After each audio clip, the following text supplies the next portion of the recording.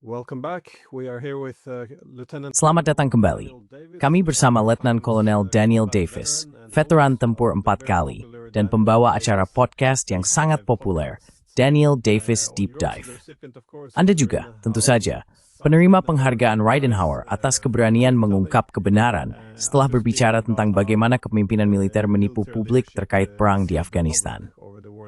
Di masa ketika tuntutan untuk keseragaman dan penyensoran yang semakin meluas, saya sangat menghargai pandangan Anda. Three Handia Pido through Smith, and Su Den Athbar. So thank you for your work and welcome back. Lally smurmert korsherd bisurbreda di sini for. Strode. So we see now that Kita melihat sekarang bahwa orang Eropa berpendapat cara untuk mengalahkan Rusia adalah dengan menargetkan sektor energinya. Awalnya, ini berarti menjatuhkan sanksi terhadap perusahaan energi Rusia. Lalu mereka beralih untuk memutuskan diri dari impor Rusia. Setelah itu, mereka mulai membicarakan tentang membawa perang langsung ke wilayah Rusia. Kita telah melihat serangan terhadap infrastruktur energi Rusia di dalam wilayahnya sendiri. Dan baru-baru ini, serangan terhadap kapal sipil Rusia, termasuk kapal tanker minyak dan kapal lainnya di Laut Hitam. Dan sekarang ada kabar bahwa juga telah terjadi serangan terhadap kapal tanker minyak Rusia di Laut Tengah, yang letaknya cukup jauh di Ukraina. which is pretty far away from Ukraine, and there's reports that the drones were launched from Greece. Now, Ada laporan bahwa drone tersebut diluncurkan dari Yunani. Sekarang Putin mengatakan bahwa ia akan membalas terhadap Ukraina. Saya tidak meragukan bahwa ia akan melakukannya. Namun pada saat yang sama, dengan pendanaan, intelijen, perencanaan perang, dan senjata dari Eropa, ya bukan hanya Eropa, tetapi semua negara NATO, termasuk Amerika Serikat, apakah ini merupakan serangan Eropa NATO terhadap Rusia? Dan menurut Anda, seiring kita naik ke tingkat eskalasi yang lebih tinggi, apakah ini bisa mengarah pada konfrontasi yang lebih langsung antara Rusia dan NATO? More direct confrontation between the Russians and NATO. Listen, I think we have to just acknowledge. Dengarkan, saya pikir kita harus mengakui bahwa ada pihak di dalam aliansi Barat dan di dunia Barat secara umum yang menginginkan konflik dengan Rusia. Maksud saya, kedengarannya memang absurd jika dikatakan begitu saja, karena semua kata-kata yang keluar dari mulut mereka berbicara tentang perdamaian yang adil dan langgeng dan sebagainya. Namun mereka menginginkan perdamaian yang adil dan langgeng menurut syarat dan definisi mereka sendiri, memaksakannya dari posisi yang lemah dan inferior terhadap pihak yang sebenarnya memiliki kekuatan militer, kekuatan ekonomi, dan seterusnya. Itu tidak rasional. Jadi ketika mereka mengatakan, di satu sisi, bahwa mereka berusaha mencari penyelesaian melalui negosiasi dan perdamaian yang adil dan langgeng, mereka hanya mengekerja adil dari sudut pandang mereka sendiri. Just from the perspective of their side. So there's not even the contemplation, not even the. Jadi, bahkan tidak ada perenungan, tidak ada pertimbangan tentang perdamaian yang adil dan setara bagi dua pihak. Dan itu benar-benar sangat menunjukkan segalanya. Karena jika seseorang hanya menginginkan sesuatu dari pihaknya sendiri, dan bahkan tidak mau mempertimbangkan pihak lain, hal itu hanya memperpanjang proses panjang selama puluhan tahun yang telah kita alami di Barat, di mana kita tidak pernah memberikan kredibilitas kepada Rusia untuk sekadar memiliki pandangan, apalagi kemungkinan memiliki lingkungan keamanan apapun. Saya rasa Anda sebenarnya pernah membicarakan hal itu terakhir kali Anda hadir di acara saya. Dan saya pikir itu ada satu keteman yes bos. Strangin dignamalith to this step sup chep tep nagayam taristi gutib the brupeng oman national imsing mais. Because they have their own national security requirements. And if you say, okay, your side doesn't have any. Dan jika Anda berkata, baik, pihak Anda tidak memiliki kebutuhan keamanan yang sah, hanya pihak kami yang memilikinya, lalu Anda bertindak berdasarkan hal itu, Anda sedang menciptakan situasi di mana konflik hampir menjadi satu-satunya hasil yang mungkin. Kita telah melakukan hal itu sejak awal. Saya sebenarnya berbicara dengan seorang rekan kerja tadi siang, dan saya kembali melihat beberapa hal yang pernah saya tulis sebelum perang dimulai pada Februari 2022, serta beberapa tulisan saya sepanjang tahun 2021, yang memperingatkan bahwa perang akan datang jika kita mengabaikan sisi Rusia dari semua ini. Kita memang mengabaikannya, dan kemudian perang pun terjadi. Dan tentu saja jika Anda melihat 4 tahun berikutnya, Anda akan melihat bahwa kita terus mengabaikan sisi Rusia. Terus selesai sejauh forward termart wallet your strength step kan stout alfin pesai. You matter brave the ceiling. On our terms alone, ignoring Russia, and it keeps getting worse for our side. Dan keadaan terus memburuk bagi pihak kita. Sekarang setelah kupikir-pikir, kita jika belum sampai di sana, kita sudah sangat dekat dengan tahap akhir Ukraina dalam hal kapasitas militer mereka, kemampuan negara mereka untuk berperang, mendukung perang, dan melaksanakan perang. Aku rasa ini sudah mendekati titik di mana semuanya akan benar-benar kehabisan tenaga. Dan alih-alih mengakui hal itu dan berkata, kamu tahu, meskipun aku sangat membencinya, kita harus mengakui kenyataan dan mengambil tindakan yang tepat, serta masuk akal untuk membatasi kerusakan lebih lanjut. Alih-alih melakukan itu, kita masih berada di posisi yang sama seperti tahun 2021. Mengabaikan pihak Rusia dan mengambil tindakan yang kita inginkan di pihak kita.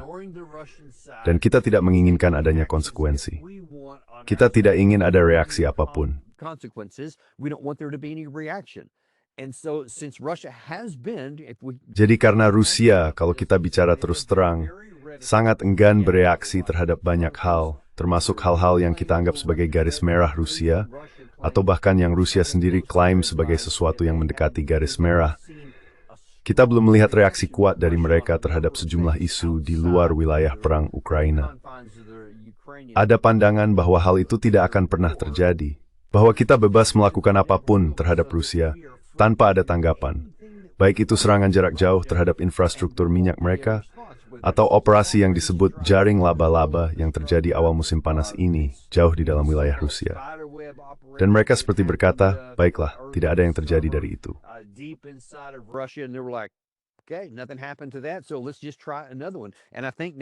Jadi mari kita coba yang lain. Saya pikir sekarang, ketika kita benar-benar menyerang kapal-kapal sipil ini, yang pada hampir semua waktu lain akan dianggap sebagai tindakan pembajakan atau tindakan perang, kita tampaknya tidak terganggu olehnya. Kita hanya terus melanjutkan jalan ini. Dan sekarang kita pada dasarnya sedang menantang Putin untuk benar-benar melakukan sesuatu tentang hal itu. Menurut apa yang kamu katakan, kamu melihat di berita bahwa dia bersumpah akan membalas. Saya menduga Putin mungkin tidak akan terpancing, karena saya pikir ada pihak di barat yang ingin konflik ini meluas. Mereka mencoba memancing Rusia agar melakukan sesuatu di luar Ukraina, supaya mereka bisa berkata, nah kan, Sasal 5, ini dia. Lalu kita akan menyeret hal ini ke dalam perang.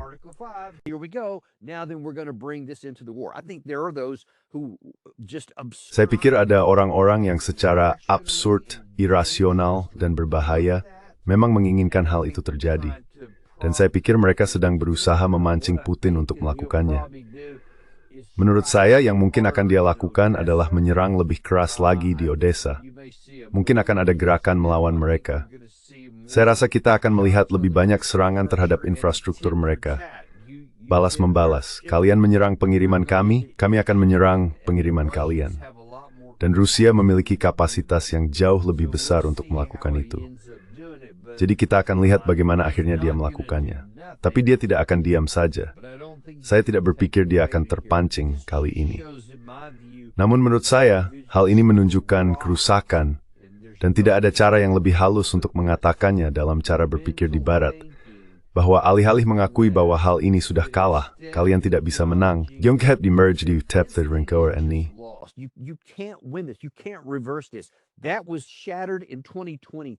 Itu runtuh pada tahun 2023.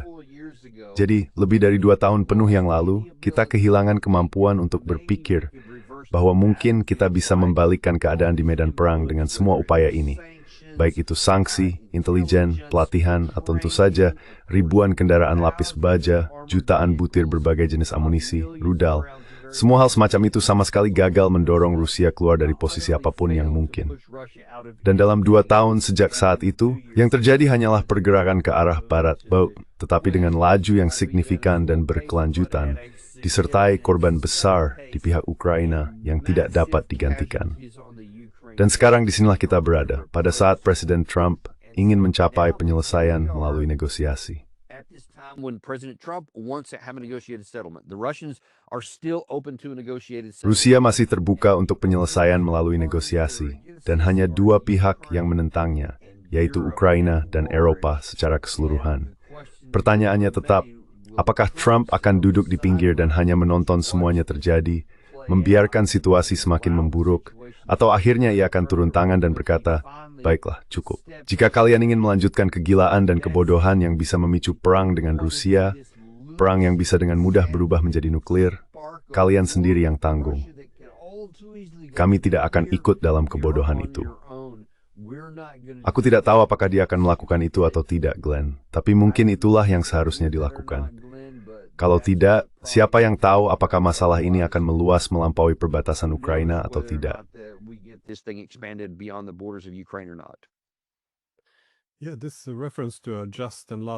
Ya, rujukan pada perdamaian yang adil dan langgeng ini sangat aneh. Adil untuk siapa? Itu pertanyaan yang bagus.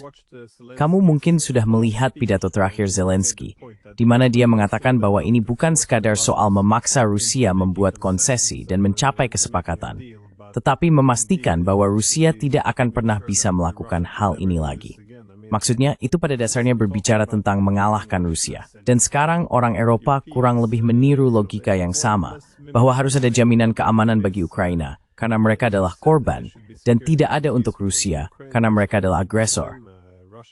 Beginilah tampaknya cara kerja keamanan internasional sekarang. Tapi sekali lagi, mereka mengatakan ini ketika mereka berada di ambang kekalahan. Jadi sungguh luar biasa untuk disaksikan.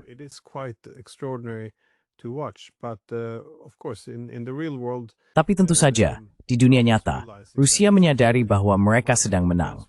Sejujurnya, salah satu kekhawatiran saya adalah mereka bisa menjadi terlalu berani saat menang dan bertindak berlebihan. Sejauh ini, tampaknya hal itu belum terjadi, kalaupun ada. Kritik utama terhadap Putin sekarang adalah bahwa, menurut banyak orang di Moskow, dia tidak merespons dengan tepat. Namun Putin kini sudah merespons. Dia membuat beberapa komentar tentang 3 babi di Eropa. Dan dia juga mengatakan bahwa sebelum tahun baru, Roshnik, yang kini sedang diproduksi massal, akan siap tempur dan mulai digunakan. Bagaimana menurutmu? Apakah kamu pikir mereka benar-benar akan mulai menggunakan Roshnik, atau masih hanya dimaksudkan sebagai alat penangkal? Karena, ya, kita tidak terhalang oleh itu.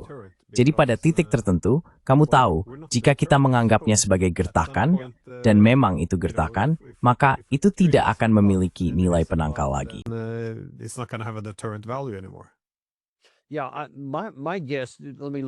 Ya, dugaan saya, biarkan saya bicara tentang Roshnik terlebih dahulu, adalah bahwa insentif dan alasan utama Rusia dari sudut pandang militer adalah untuk memproduksi sebanyak mungkin dari mereka, bukan untuk menggunakannya sebagai alat penangkal. Mereka tidak akan menjadi alat penangkal. Jelas tidak ada yang dimiliki atau bisa dimiliki Rusia yang akan menahan Barat karena mereka sudah memiliki senjata nuklir taktis, senjata nuklir strategis, angkatan laut, all bereid Norden pesawat darat besar. Dat is een stap terug uit mijn.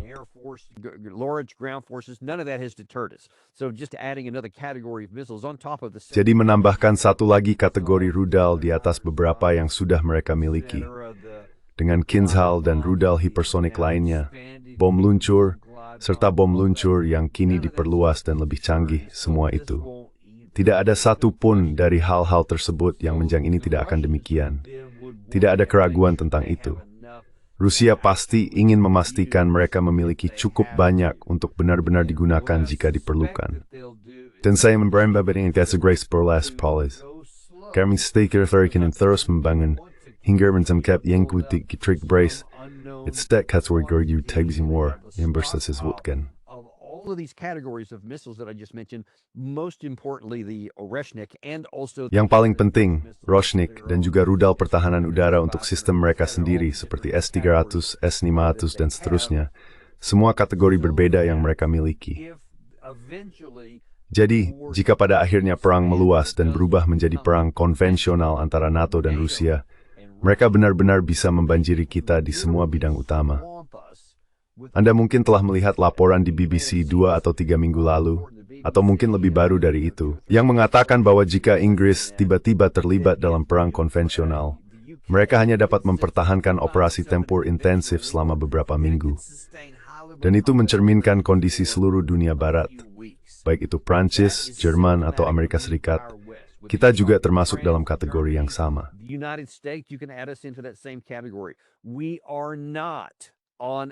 Kita tidak berada dalam kondisi perang. Kita tidak memiliki kemampuan untuk mempertahankan pertempuran. Kita bisa melancarkan serangan, bisa menembakkan rudal, bisa melakukan pertahanan udara terhadap target tertentu untuk jangka waktu tertentu. Tetapi kita tidak bisa mempertahankannya terus-menerus. Jadi menurut saya, salah satu alasan Rusia melakukan strategi bergerak lambat di Ukraina, yang sering kita ejek, bukan karena mereka tidak bisa bergerak lebih cepat, melainkan karena mereka tidak mau. Namun mereka tetap ingin menjaga tekanan. Tampaknya mereka berusaha menemukan titik keseimbangan di mana mereka bisa terus memberikan tekanan yang cukup besar agar pihak Ukraina tidak sempat bernapas atau beristirahat, tetapi tidak sampai menimbulkan terobosan terlalu cepat. Saya pikir mereka ingin membangun kembali seluruh persediaan senjata utama mereka sehingga Sowedade hagdala justes stortingen tor, wakthord jagrias konet bergerak lambat, Thordfor.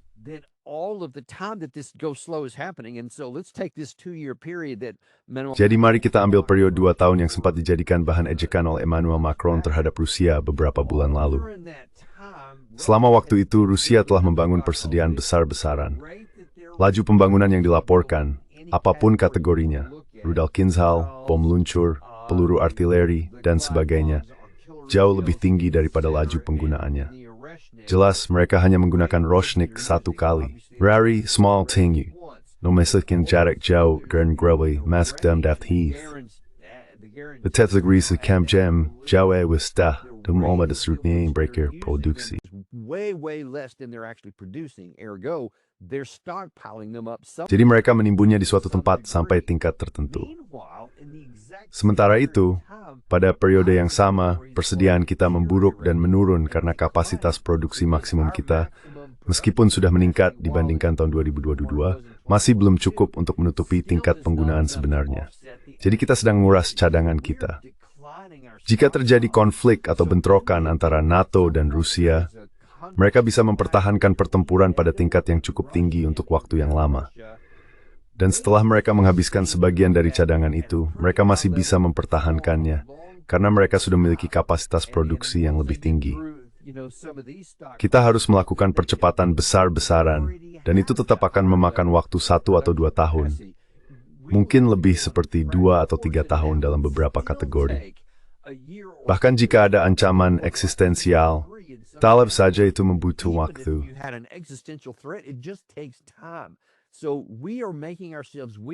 Jadi kita membuat diri kita sendiri semakin lemah, sementara mereka membuat diri mereka semakin kuat seiring berjalannya waktu. Saya pikir Putin tidak digerakkan oleh emosi seperti banyak dari kita di Barat. Dan saya pikir dia berkata, saya akan terus mempertahankan ini pada tingkat yang stabil, kita akan menang. Dalam pikirannya, tidak ada kemungkinan mereka bisa kalah. Jika sesuatu berjalan tidak sesuai rencana, mereka bisa saja berkata, baiklah, cukup, kita akan membanjiri area tertentu, bahkan secara taktis, dan menerobos sesuatu jika kita mau. Mereka belum mencoba hal itu sejak mereka kembali melakukan serangan setelah serangan Ukraina tahun 2023. Rusia belum meluncurkan operasi besar dimanapun. Mereka menggunakan jumlah pasukan yang kecil dan terus memberikan tekanan, tetapi mereka bahkan belum mencoba gerakan besar apapun, bisa dibilang begitu.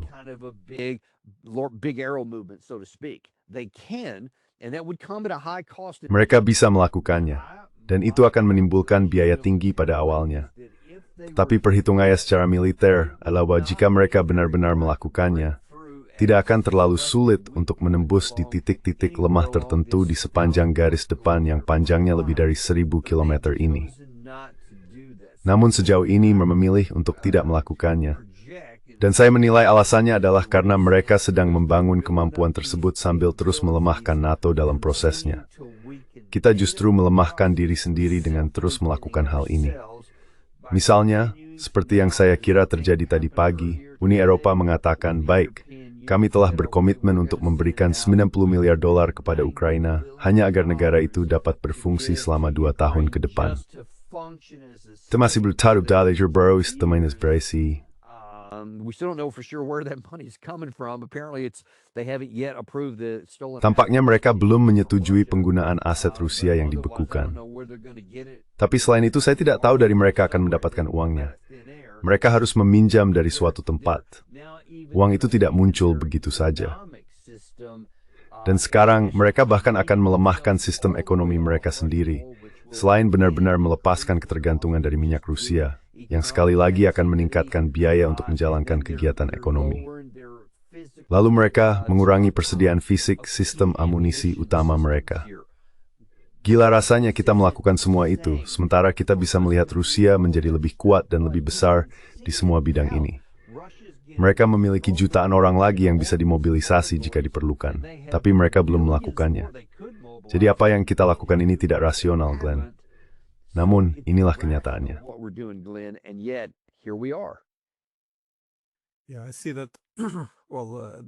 Ya, saya melihat itu.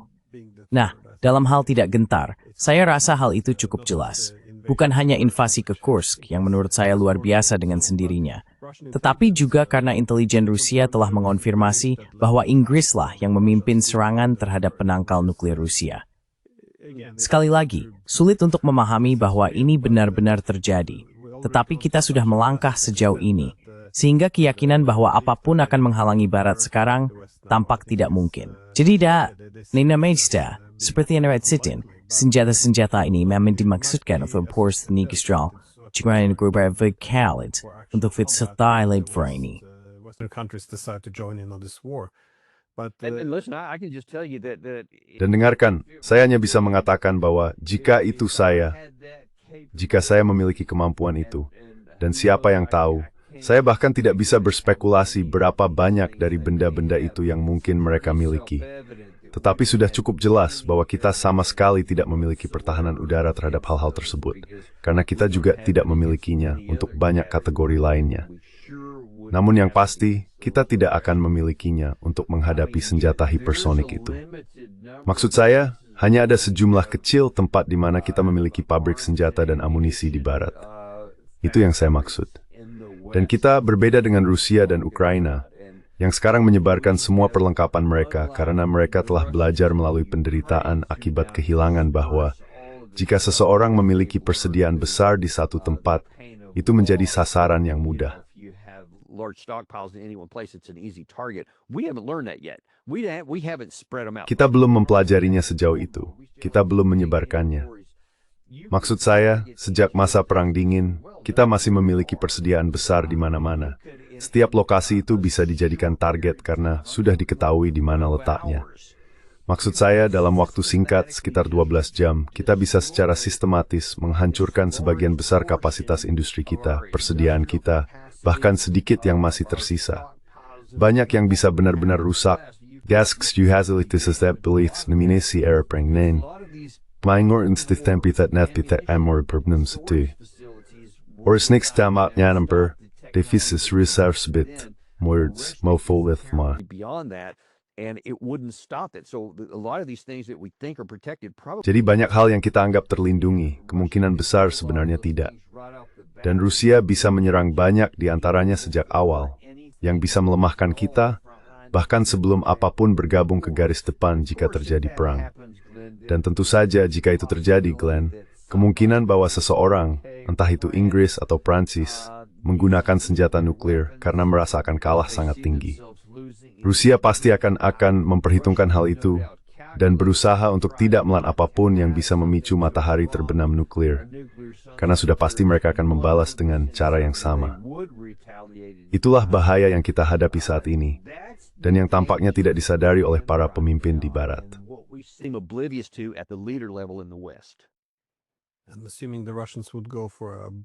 Saya berasumsi bahwa Rusia akan mencoba memberikan pukulan keras terhadap negara seperti Jerman yang telah mengambil peran kepemimpinan dan bukan kekuatan nuklir. Mungkin itulah sebabnya Inggris dan Jerman sudah menyiapkan semacam perjanjian keamanan bersama. Tapi saya pikir Anda benar tentang Rusia yang memperkuat posisi di belakang karena ada begitu banyak laporan tentang produksi baru dari Rusia yang tidak dikirim ke garis depan. Mereka memperkuat bagian belakang, mulai dari kendaraan, lapis baja, hingga rudal. Mereka terus memproduksinya dan menyimpannya. Ya, dan itu penjelasan yang sangat baik. Orang-orang sering bertanya kepada saya, mengapa Rusia tidak langsung melakukan serangan pemenggalan atau semacamnya? Tapi itu penjelasan yang masuk akal. Asumsi bahwa negara-negara Eropa akan berusaha menyelamatkan situasi dengan cara ikut campur. And I'll tell you, Glenn, see, to me, that from the Dan saya akan katakan bagi saya, itu menunjukkan mentalitas yang sangat menghindari risiko dari pihak Rusia. Karena lihat, saya telah berpendapat, lupakan soal benar atau salah, lupakan soal moralitas, lupakan soal timur atau barat, siapa yang benar atau salah. Dari sudut pandang analisis militer, saya berpendapat bahwa Rusia memiliki kemampuan untuk melakukan hal itu. Mereka bisa saja membayar harga itu di tempat lain dan mengakhiri perang ini jauh lebih cepat. Dan mereka tetap akan menghadapi risiko bahwa Barat telah melakukan hal ini. Kita sudah mengalami 4 tahun pengurasan persediaan dan semua inventaris lain yang kita miliki. Saya pikir mereka akan mendapatkan jauh lebih banyak keuntungan dengan membawa konflik di Ukraina menuju penyelesaian militer yang lebih cepat.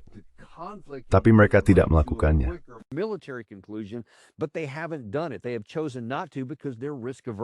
Menurut saya, mereka memilih untuk tidak melakukannya karena mereka cenderung menghindari risiko. Namun, mereka tetap berhati-hati sambil membangun lebih banyak kapasitas. Sehingga jika hal itu terjadi nanti, mereka akan memilih lebih sedikit kekhawatiran dibandingkan kita di pihak kita. Jadi maksud saya, semuanya tergantung pada apa yang ingin dilakukan seseorang. Di sisi positifnya, hal itu menunjukkan bahwa Rusia masih berhati-hati terhadap risiko. Meskipun memiliki keunggulan kekuasaan, mereka belum menggunakannya dengan cara yang mungkin sudah kita lakukan dalam keadaan serupa. Dan itu memberi harapan bahwa kita masih bisa mencapai semacam penyelesaian yang dinegosiasikan.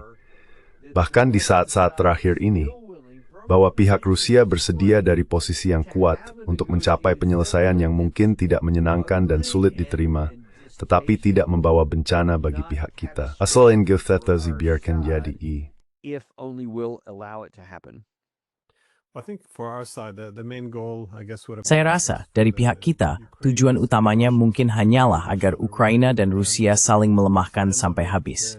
Lalu pada akhirnya, pihak Barat bisa turun tangan, mengambil kendali, dan mengakhiri semuanya. Itu sangat sejalan dengan strategi offshore balancer. Namun, yang kita lihat sekarang sangat berbeda. Eropa telah kelelahan secara militer, ekonomi, dan politik, seperti yang terlihat dari pemerintahan-pemerintahan yang tidak populer saat ini. Amerika Serikat juga mulai menarik diri, menjaga jarak. Sementara itu, Rusia sedang membangun persenjataan yang kuat, jelas ditujukan untuk Eropa jika mereka sampai berperang dengan Rusia. Jadi tampaknya Rusia ingin menegaskan bahwa jika ada yang ikut campur, mereka akan melawan habis-habisan. Mereka akan memastikan memiliki rudal-rudal yang kuat. Ini tidak akan menjadi perang kecil di parit-parit di mana seseorang hanya sedikit mengubah keseimbangan. Ya.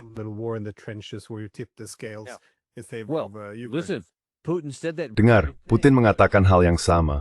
Apa, 10-12 hari yang lalu. Persis seperti yang baru saja kamu katakan. Dia berkata, kami tidak ingin berperang, tapi jika kalian memulainya, kami akan melawannya, dan kami bisa melakukannya hari ini. Lalu dia berbicara tentang seluruh operasi militer khusus itu. Seperti yang dia katakan, ini bersifat bedah. Kami menggunakan langkah-langkah kecil di sini.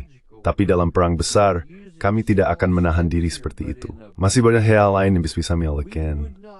Jadi pada dasarnya dia menegaskan, Persel harus jauh ke people. Quantified exactly what you just said. Baik, izinkan saya menyinggung apa yang Anda sebutkan tentang Odessa, karena inilah wilayah yang paling mungkin mendapat hukuman atas apa yang telah terjadi, serangan terhadap kapal sipil Rusia. Jelas, Odessa adalah kota maritim atau pesisir utama Ukraina di Laut Hitam. Jadi, dari sudut pandang strategis, agak masuk akal untuk melakukan pembalasan terhadap Odessa, yaitu terhadap pelabuhannya. Namun, selama beberapa minggu terakhir, kita telah melihat jembatan, kereta api, pusat logistik, pelabuhan, kawasan industri, fasilitas energi, semuanya dihancurkan, terutama di Odessa. Dalam hal kemungkinan solusi jangka panjang bagi Rusia, Jika mereka menilai bahwa pihak Eropa tidak akan menerima status quo baru dan akan berjuang lagi di masa depan, masuk akal bagi Rusia untuk mempertimbangkan secara serius penaklukan Odessa. Menurut Anda, apakah kita sedang bergerak ke arah itu? No, without question, there's no doubt in my mind. Tanpa diragukan lagi, saya sama sekali tidak ragu. Maksud saya telah melihat banyak komentar dari Rusia di sumber terbuka, dari media mereka, bahkan dari saluran yang dikendalikan pemerintah, terutama di Telegram dan beberapa tempat lain, di mana ada banyak kemarahan atas serangan terhadap kapal tanker sipil yang disebut armada bayangan itu. Mereka mengatakan, baiklah, kalau kalian mau main seperti itu, maka kami akan hentikan semuanya, dan kami pasti akan mengambil Odessa. Sekarang, orang-orang di pihak Rusia sudah lama berbicara tentang mengambil Odessa, termasuk Kharkiv di utara, dan sebagainya. Jika kesepakatan untuk hanya mengambil 4 oblast tidak diterima, mereka mengatakan kemungkinan besar mereka akan menambah 4 lagi di atas itu, yang akan mencakup baik Odessa maupun Kharkiv di utara. Which would include both Odessa and the Kharkiv up in the north. So that already existed, and when you see Jadi hal itu sudah ada sebelumnya. Dan ketika kita melihat provokasi dan gangguan yang terus berlanjut seperti ini, sekarang meningkat hingga benar-benar dan secara fisik menyerang kapal sipil dari armada ini yang belum pernah terjadi sampai saat ini. Mengapa ketika kita berusaha mengakhiri perang ini, kita justru mendorongnya lebih jauh? Bahkan menurut definisi Barat tentang gagasan Keir Starmer mengenai perdamaian yang adil dan langgeng dan sebagainya, it's particularly benar bagi mempercepat dan memperluas pihak kita ke rasin Emperor. It's in before kisah di ruang Fesar dan menempatkan Odessa ke membiditin Vongkoin. Odessa back in the target, and as you just said, even just in the last 12 hours over. Dan seperti yang baru saja Anda katakan, bahkan dalam 12 jam terakhir semalam, saya melihatnya tepat sebelum tampil di acara Anda. Ada 3 jembatan lagi di wilayah itu yang terkena serangan, sebagian besar dengan drone dan beberapa jenis serangan lainnya. Jadi tampaknya, dari sudut pandang militer, Rusia sedang bersiap untuk menimbulkan masalah dan kesulitan bagi pihak Ukraina dalam memindahkan pasukan dan perbekalan dan sebagainya di wilayah belakang mereka. Dengan begitu, jika sesuatu terjadi di garis depan, hal akan mempersulit mereka untuk memerang pasukan dan perburuan di sebuah yang Kursk baru. Jika Mengfol ini setuju.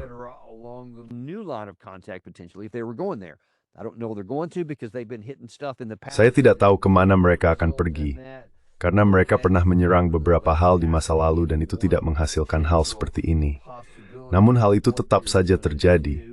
Dan itu bisa menjadi salah satu penjelasan tentang apa yang mereka rencanakan. Siapa yang tahu apakah itu yang sedang dibicarakan oleh Vladimir Putin?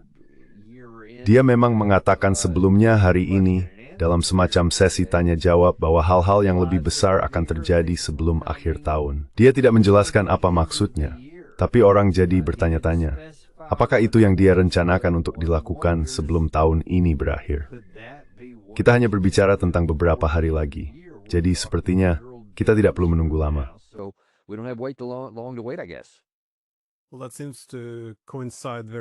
Ya, itu tampaknya cukup bertepatan dengan Oreshnik yang akan berperan dalam pertempuran sebelum tahun baru juga.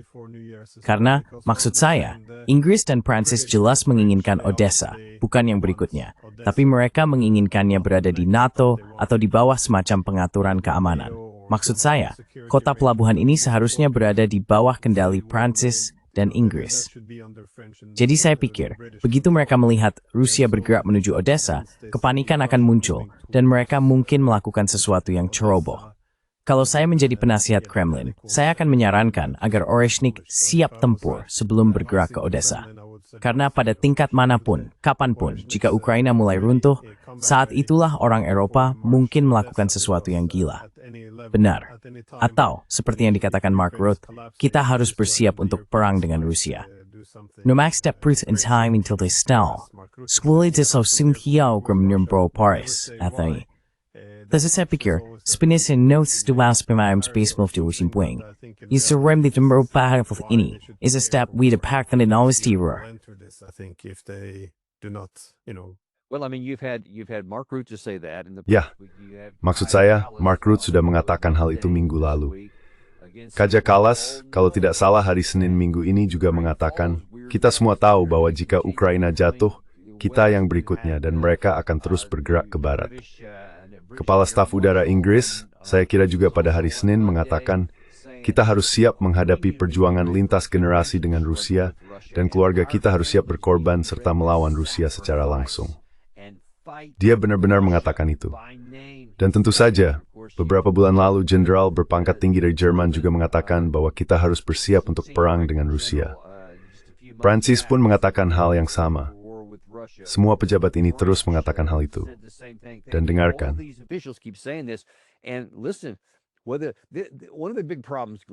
Nah, salah satu masalah besar yang kita hadapi di Barat adalah kita tidak pernah ingin ada konsekuensi atas kata-kata atau tindakan kita. Kita ingin bebas mengatakan dan melakukan apapun yang kita mau, tanpa ada akibatnya. Tapi kenyataannya, selalu ada konsekuensi.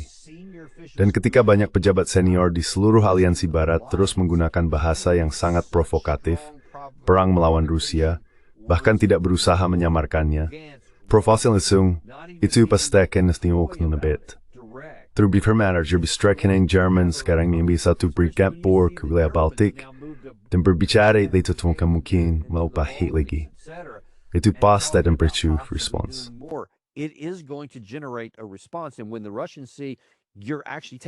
Dan ketika orang Rusia melihat bahwa Anda benar-benar mengambil tindakan, mendukung serangan terhadap armada, mendukung serangan jarak jauh ke Rusia, semua itu, maksud saya pada titik tertentu mereka akan mengambil tindakan.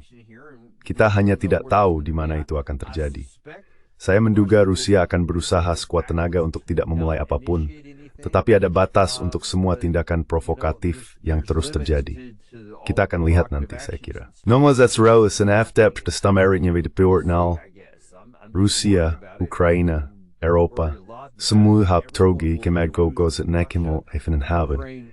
Ban jika tetap perfect konvensional. Saya perdoa ni thogro hari di mau not run. And I pray to God we never get to that day. Very much agree. Oh, it's Saya sangat setuju. Gila juga kita bisa sampai di titik ini. Saya ingat ketika Jerman masih ragu untuk mengirim helm ke Ukraina, dan sekarang mereka hampir kembali ke cara lama mereka. Ya, semoga krisis ini tidak lepas kendali sebelum tahun baru. Sampai saat itu, selamat berlibur atau selamat Natal. Seperti yang kamu katakan, saya pikir masalah utama di sini adalah kita terlalu lama hidup dalam masa unipolar. Itu masa ketika perang terasa jauh dan setiap kesalahan masih bisa ditoleransi. Bahasa kita tidak menimbulkan konsekuensi apapun. Saya rasa masa itu akan segera berakhir, tapi kita perlu belajar jauh lebih cepat karena situasinya benar-benar gila. Because this is kind of crazy. Ya, benar. Terima kasih banyak dalam Nihir Gubres. Desember 6, 1 Kurang Dadi.